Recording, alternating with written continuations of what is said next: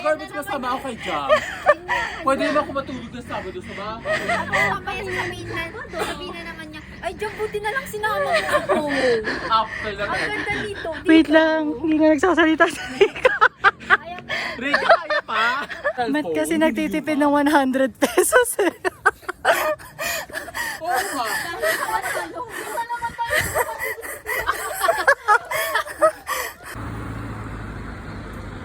Laban. Suspect, nambubudol na naman.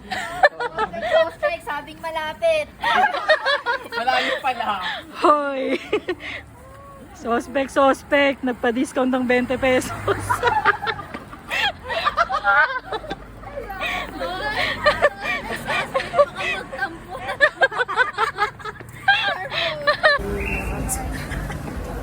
Chop suey.